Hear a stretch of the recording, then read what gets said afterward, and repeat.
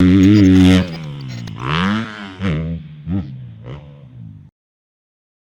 you back at the Honda truck after 450 main? Yeah. Did you see any Sexton reaction? There was, yeah, just bummer. Just, What place did he get again? I don't know, maybe 4th or 5th. I think 5th. Oh, he did? Yeah. Barsha's a sleeper, dude. Barsha's, like, good right now, and, like, we aren't really talking about it. Wait, did he get a podium again? Yeah, he got 3rd again. Like, and passed a bunch of people for it. But yeah, Chase wasn't stoked. I mean, like, what are we gonna do about him? What, like, He needs my guidance, I think, Cam.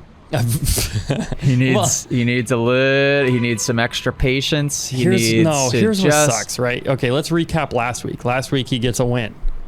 But he didn't have to lead any of the race. Just one lap. He was in 2nd the whole time. It's got to be such a head game.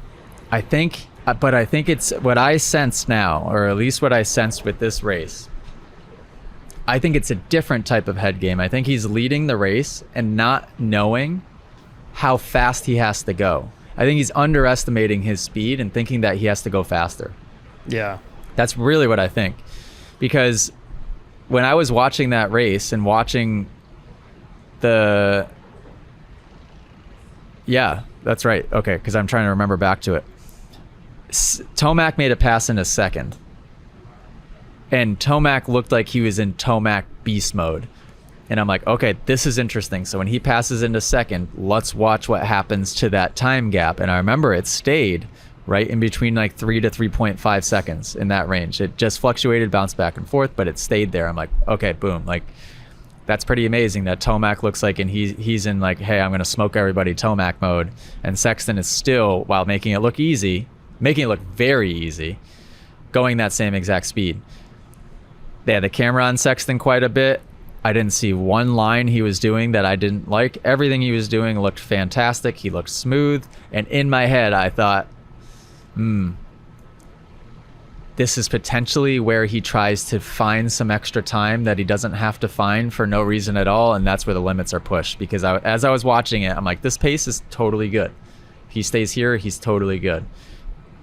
Just looked like that one lap that he went into that corner, he just charged it harder than normal. Dude, it's just these crashes that don't make sense either. Weird ones, but they're weird ones because he's riding the bike and the track for everything it's worth. So when something happens, it's a much less predictable type of crash. That's unusual because nobody's going that fast. Yeah. You know what I mean? And nobody's going that fast, that in control. So when something goes wrong, his crashes are so bizarre looking, and that's why. But yeah, man, it's freaking frustrating for me to watch. But I think, unfortunately, I still have hope. I still have hope that he's going to figure out the source of this. That seemed to me like less of a bike issue. I know you said there was something that was mentioned as to a complaint as to why that crash could have happened, but I really think it's him just getting comfortable with that sweet spot. And being in 2nd, it's much easier because all he has to do is just watch the guy in front of him and base his speed on that. Where when he's out front, I think he doesn't accept the flow. Or maybe to what appears a flow to us is him overthinking and not a flow. I don't know. I'm very curious about that. Watching it, I was like, man, this guy is flowing. Yeah, he looked better. He looked so good. Now, he stalled the bike again, which has happened the last couple rounds. Like on the broadcast, he stalled the bike, like in the first 4 minutes of the race in the main. And that's when Roxon caught him. So that's interesting. Don't know what's happening there. Don't know if that's rider issue or bike issue. But man, he looks so good. I just doubt that it's the bike's fault. I mean, you know what I mean? Like, he looks so comfy, as he always does. But man, these just weird crashes. What did Webb get? Okay, so Webb got second. Yeah, they're tied now. So this is what I want to talk about. While on the topic of Chase, Webb and his finger guns in the heat race.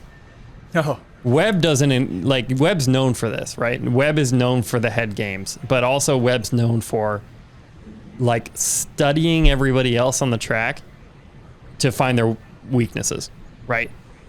Like Webb finger guns on after the heat race. Like Chase was gonna pass him. You know what I mean? Like, you know, give it another lap. I mean, that's it. Like Webb was not the faster guy. And the finger guns was not saying, hey, I'm the faster guy. The finger guns is saying, I'm going to get in your head so you can't catch me in the main. Like, isn't that crazy? It's funny. It's interesting.